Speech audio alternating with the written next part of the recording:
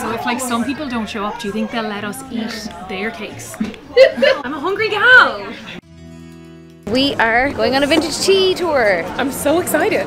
Not quite as extreme as axe throwing this time. No, but there could still be an element of danger and death. Maybe, yeah, maybe we could jump off the top of the bus. Absolutely, I could take over the bus speed style. I was very excited when you said there might be cakes. I didn't think about cakes. Sorry, if there's not cakes, I'm getting off the bus. It's afternoon tea. I'm expecting small triangular or rectangle sandwiches. I'm not fussy, I'll take either. Okay. If there isn't an egg mayonnaise sandwich, I'm kicking off. I'm hoping for a selection of scones and like just like cake. Like I'd love a carrot cake. Yeah, okay. I've really been thinking about this. Yeah, you really have. I'm not a huge fan of carrot cake. Great, like I hope we get someone I can eat yours. Would be nice. I love carrot cake. What's your cake vibe then? Cupcakes. Big fan of sweet stuff. Yeah. Remember sugar and spice? I would imagine like multicolored sprinkles. Yeah, that'll be all me. Okay, yeah, fair. 100%. Fair.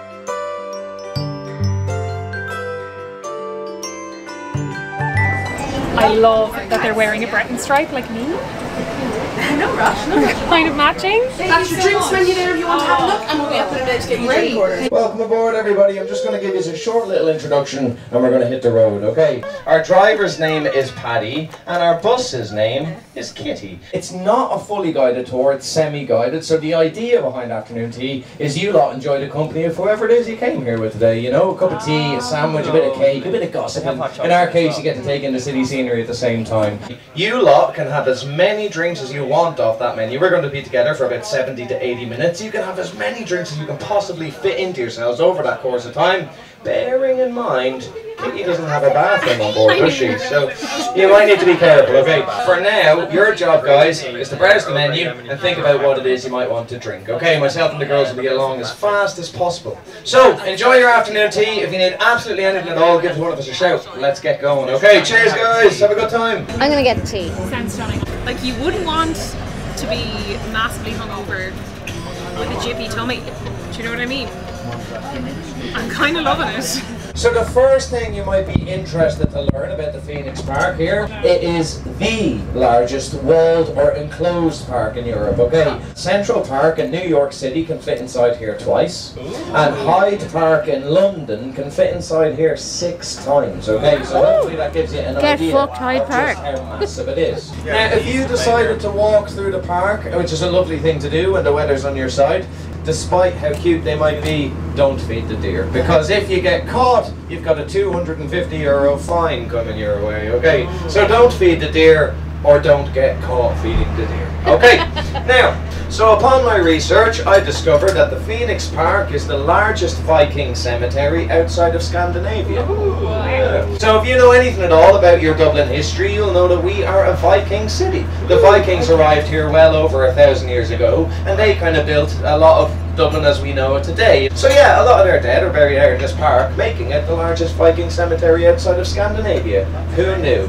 If we have any US passengers on board, you will see the familiar sight of the US flag. And the reason you're seeing the US flag in the middle of the Phoenix Park is because that entrance will lead you to the US ambassador's residence. On the left, guys, clearing of the trees, that is called the Áras an Uachtaráin. And the Áras an Uachtaráin, the Irish language, translates to House of the President. Yeah, we're very literal with our translations here in Ireland, okay? The best description of what the President of Ireland looks like, in my opinion, he looks like he works in that magical bank in Harry Potter. That's what the man looks like, okay? They say the gentleman who designed the architecture of the White House, James Hoban, his name was, took direct inspiration from our President's house and pretty much copied the whole front exterior of the building, okay? Not sure how true that is. There are articles out there which will argue the point, but for the sake of my tour, guys, it is completely true, okay? Yeah. It's very difficult to hold the camera steady the way the bus is moving.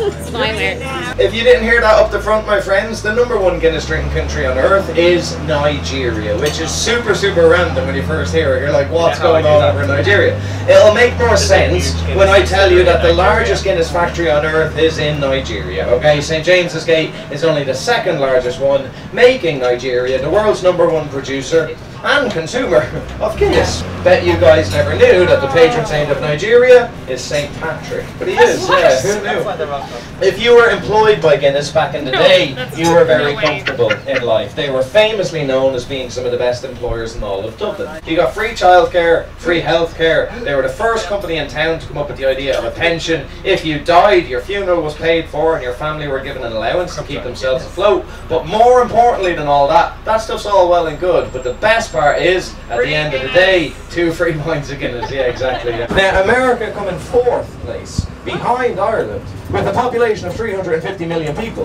Rookie numbers, America. Get those Guinness drinking numbers up, okay? And the UK come in 2nd place, if you were curious. Now, allow me to give you a little bit of trivia, guys. I feel like, could I work in a lab dissecting frogs properly? Okay. It's like custard, I think. Oh, really? Or like a lemon curd or something. It's very good. On our left, we have another historical building in Dublin, okay? So that is called Cleary's. Well, back in the day, Cleary's was one of the most famous department stores in all of Dublin. Long before we had phones and WhatsApp groups and emails and that kind of thing, people would agree to meet under the Cleary's clock. One day, guys, I was doing a tour here and we had an older Dublin couple on who were celebrating their 50th wedding anniversary, the oldest sweetest couple you've ever seen in your life. And when I brought up Cleary's, the gentleman decided he was going to tell the whole bus about how he met his missus under the clock.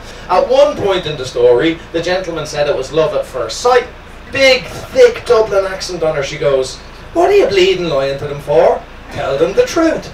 So guys, the story goes like this. That gentleman was supposed to be meeting another girl under the clock. Okay, I know. But hold your judgment, because he got stood up. He was about to head home all sad and defeated when he saw this lovely looking girl walking past. He chanced his arm, he asked her on a date, and they've been married for 50 years. Okay, so it's a very sweet story, isn't it? Yeah. So Cleary's is under renovation at the moment, as we saw, but when it's done, the clock's going to be reinstated on the outside, and hopefully we'll keep that tradition alive, even though we don't need to, you know, I'll meet you here and here on your phone or whatever, but still, it's a nice part of local Dublin history that hopefully lives on. Okay, so I'll leave it there. I'll come back and chat to you guys all about George and Dublin as we approach beautiful Marion Square and that. If you guys fancy another cup of tea or coffee or anything like that, we'll come around and check on you soon. Okay, cheers.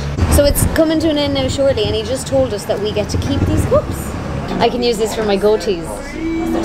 Oh, We call it goatee, me and Alex. So once again, my name is Daniel. The girls looking after you, we've got Anna, we've got Ella, and our driver's name is Paddy. Now, it would be a shame if you wrote us this really cool review and you left poor Paddy's name out of it. Because without Paddy, we'd still be parked in Temple Bar and just handing you tea for an hour, wouldn't we? We don't have much of a tour without the bus driver, so please include Paddy if you're writing us a kind review. And if you did not enjoy the tour and you were going to write us a negative review, my name is Brendan.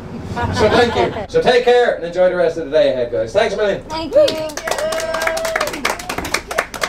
So we're just hanging outside the bus here and I'm taking loads of pictures of it. Thank you so much for coming on that. That was so actually much really good fun. That was really nice. It was very chill. And actually some lovely stories. Like, you feel like you know everything about this city because you live here, but actually it was really, really interesting.